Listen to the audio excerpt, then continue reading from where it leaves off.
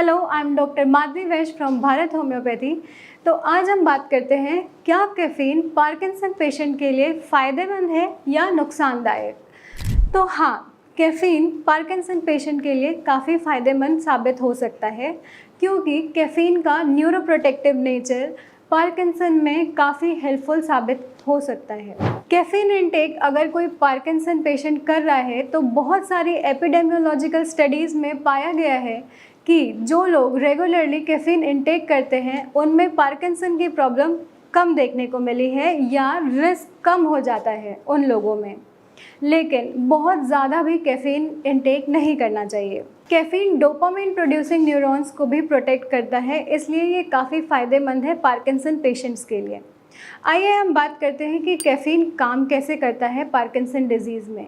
Caffeine adenosine receptors को block करता है और डोपामाइन प्रोड्यूसिंग न्यूरॉन्स को प्रोटेक्ट करता है, जिससे पार्किंसन के पेशेंट्स में जो सिम्प्टोमेटोलॉजिकल रिलीफ है वो उनको दिया जा सकता है कैफ़ीन के इंटेक से।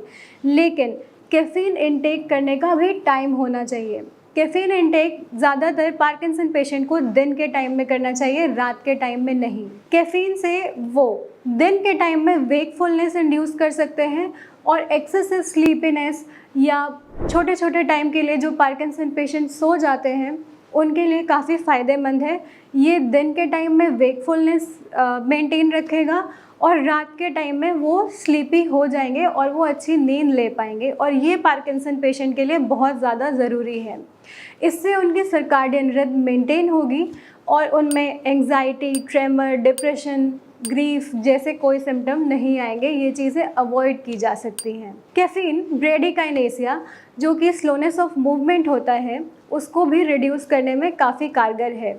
पार्किंसन पेशेंट में स्लोनेस ऑफ मूवमेंट आ जाती है, मतलब वो सारे काम बहुत धीरे धीरे कर पाते हैं, तो ये चीज़ भी कैफ़ीन इंटेक से सही की जा सकती है। अब मैं बता दूं आपको कि कैफ़ीन जो है पार्किंसन को रोक नहीं सकता, पार्किंसन को क्योर नहीं कर सकता, लेकिन पेशेंट में सिर्फ और सिर्फ सिम्प्टोमेटोलॉजिकल रिलीफ ही दे सकता है। हाई कैफ़ीन इंटेक से पेशेंट को दिक्कत भी हो सकती है।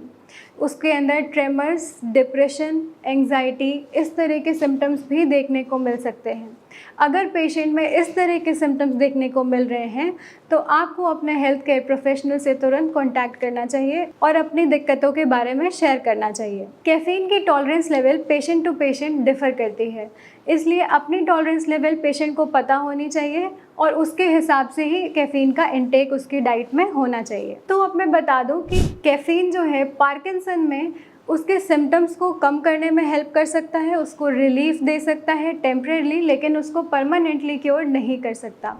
अगर आप या आपका कोई जानने वाला पार्किंसन जैसी बीमारी से सफ़र कर रहा है तो आप हमें कभी भी कांटेक्ट कर सकते हो, ऑनलाइन कंसल्टेंसी बुक कर सकते हो, क्योंकि हमारे यहाँ काफ़ी कस्टमाइज्ड और इंडिविजुअलाइज ट्रीटमेंट प्लान्स हैं पार्किंसन पेशेंट के लिए, जो आपको काफ़ी फ़ायदेमंद हो सकते हैं। Thank you.